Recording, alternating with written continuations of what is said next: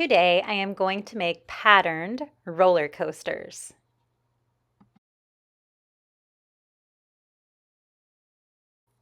For this project, I am using some watercolor paints as Sharpie, watercolor paper, and that is about it. I'm going to start with a Sharpie, and I want to make the main path that my roller coaster is going to go on. If you want to do it with pencil first, you can. I'm going to start on the left, and I want to make the first drop of my roller coaster and then have it kind of come up and then maybe drop again. If your path looks different than mine, not a big deal, as long as it's about the middle of the paper or so. It can be a little bit higher or a little bit lower if you would like. Next, I'm going to add a couple other lines that kind of follow that same path. I want to kind of fill up the bottom part of my paper with lines like that. Notice I'm not doing a ton. And then I'm going to bring some other lines that kind of go down from the main path of my roller coaster. They don't have to be straight, but I do want to kind of evenly space them out. This has divided up the bottom half of my page into different sections. I'm also going to make my path of my roller coaster a little bit thicker. So I'm just going to go over that line again to make it a little bit of a fatter line.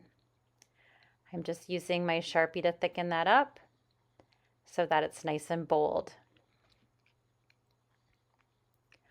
All right, now I want to fill each of these spaces with a different pattern. This is a great opportunity for me to try to create different line patterns and different shape patterns.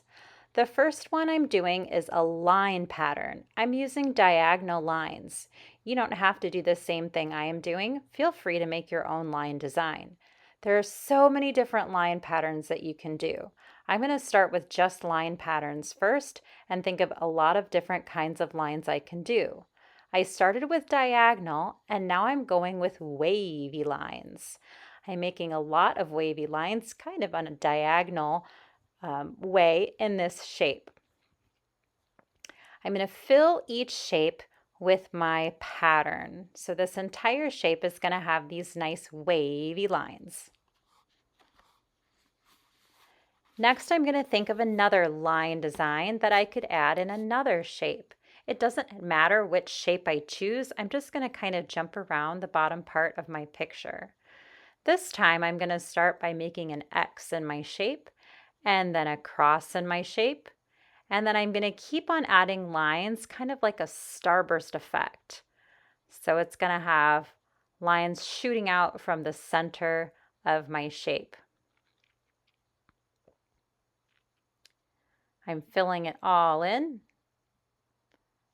And that one is now full. All right, I still have more areas to fill with patterns, so I'm going to try to create some other line ones. I really like loop-de-loop lines, so I'm just going to go ahead and make some loop-de-loop lines in this section. They can kind of go any which way to fill up this area with another pattern. Now I am using Sharpie right away. If you want to, you could do pencil, but I kind of recommend just diving in with marker. I'm using a Sharpie because I will be going over this with watercolor and water, so I don't want the marker to bleed. So I definitely recommend using Sharpie or waterproof marker instead of like regular Crayola markers. In this one, you can see I started with some horizontal lines and now I'm adding some vertical lines to make it look like bricks. Next, I'm going to fill another shape in, maybe with a line design. What's another one that I could use? Maybe I'll do a dashed line going down and then a straight line going down. Dashed line and straight line. So you can mix your line designs in the same box if you want to as well. The fun thing about this is seeing if you can create a pattern that no one else near you is creating. Here's a castle line one. I call this the castle line one because it looks like the top of a castle. All right, I've done a lot of line designs. I'm thinking maybe now I want to do some shape designs. So in this one, I'm going to float some heart shapes, and I'm going to try to fill in the entire space with hearts. So I'm just adding more and more. The nice thing about shape designs is you can pick any shape you want. You could do a shape of a cat if you want. You could do a shape of a sunshine if you want, or clouds. There's so many different shapes that you could choose to fill in one of these areas for your patterns. Let's see. I'm going to do another one in one of these other open spots. This time I'm going to just make some dots and I'm going to color them in as I draw them. So my polka dots are going to have different sizes, and that's fine too. Or if you wanted to make them all the same, you could do that as well. I decided to go with a couple larger ones and a couple smaller ones. Notice they go right up to the edge of my space that I am trying to fill with my shape. All right, I still have some open spots here. I'm trying to think of some other patterns I could use. This is a shape pattern with rectangles. So I'm filling some in and I'm leaving some open. You don't have to color every one. You can kind of make it go back and forth between the two. And I'm just floating them around to fill in the space. Trying to think of more and more patterns. Hopefully you find this relaxing. This is something I call Zen Tangle, and just kind of creating these fun designs and patterns to fill the space. It can be very therapeutic. All right, I still have more to fill. There's a big one up here that I want to fill with some kind of shape. I think I'm going to actually start by making some vertical lines. And then maybe adding some circles inside of the vertical lines. So I'm actually mixing lines and shapes in this one. You can totally do that too. Until I have the space completely full of this pattern. So circles and lines together.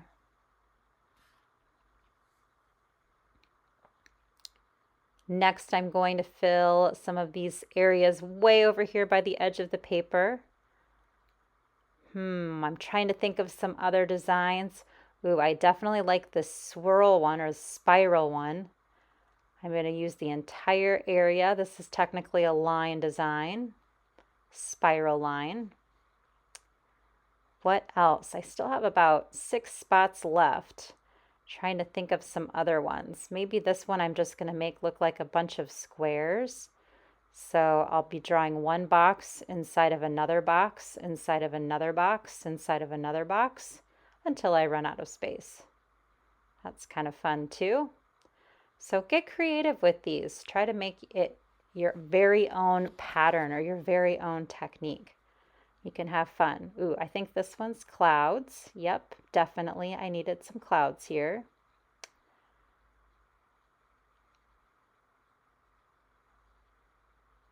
This one I will do, let me see. Some triangles. And you can decide too if you want to leave them empty or color them in. I do like to have colored elements in some of mine. So I am coloring in my triangles.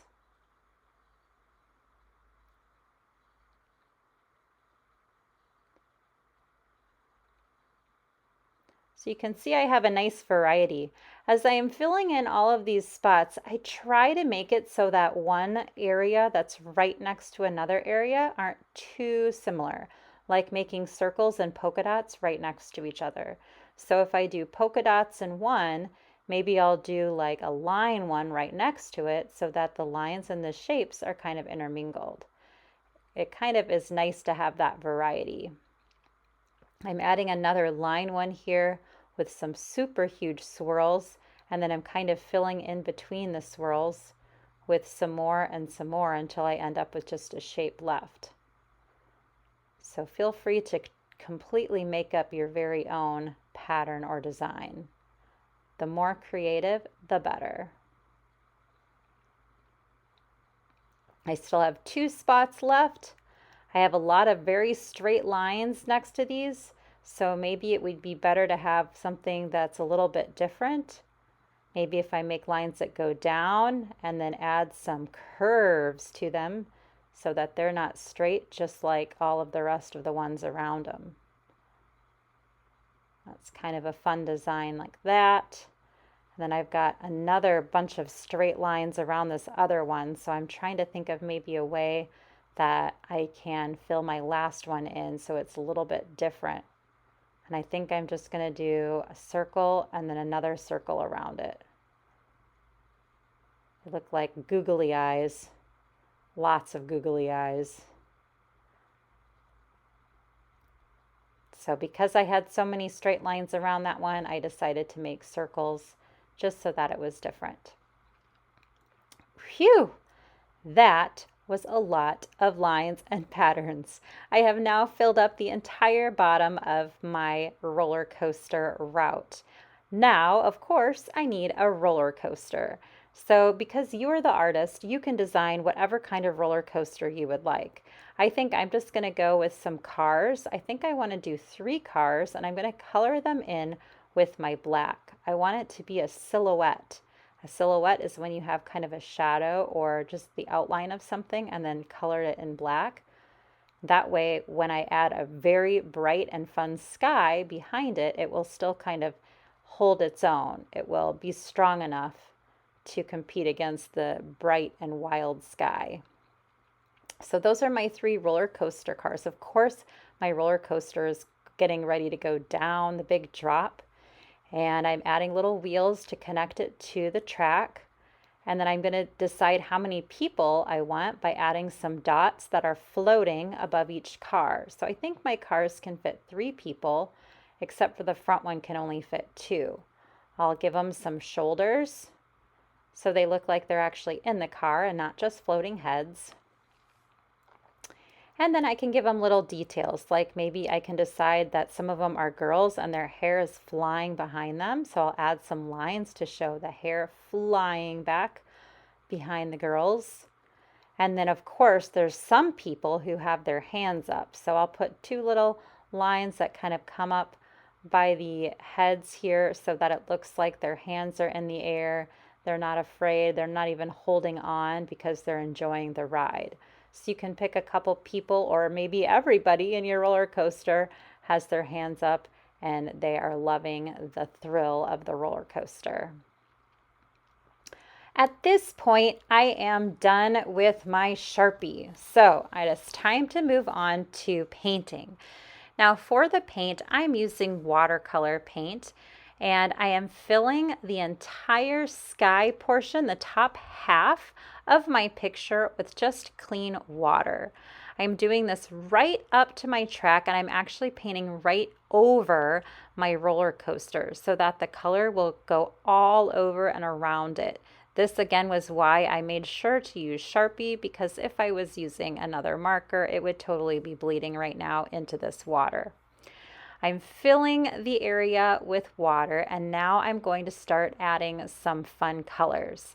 Now, it really doesn't matter what colors you add, but it does kind of help if you pick ones that go well together. So I'm starting with orange, and I'm just kind of blobbing it or dotting it in a couple different spots.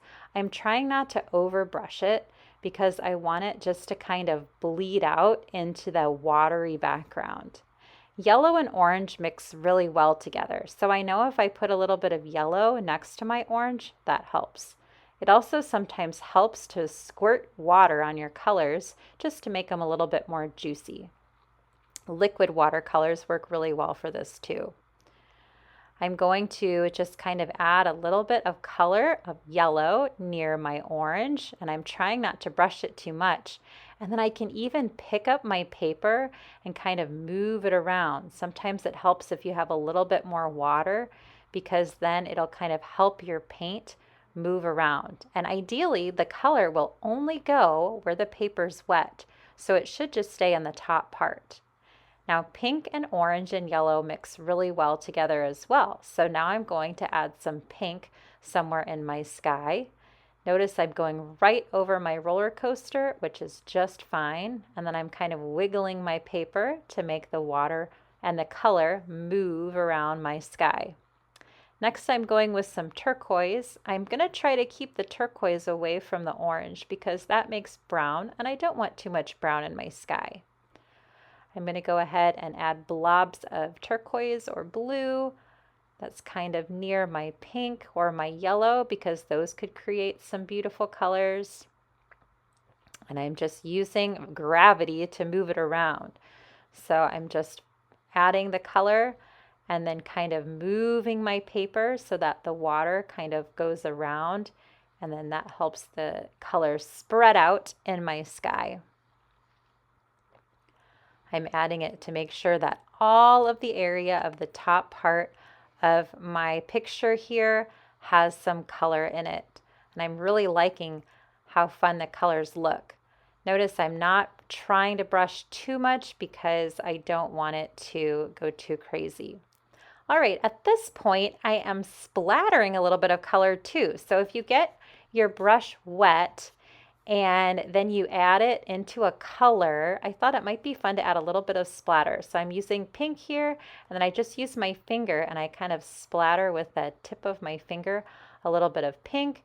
Maybe I'll do a little bit of turquoise too on the bottom just to add a hint of color down there, but I don't want to take away from all the cool patterns and designs. So I'm just splattering a little bit of watercolor. I'm trying to hold my finger close to the paper so that my splatters don't go too far off my desk or my workspace.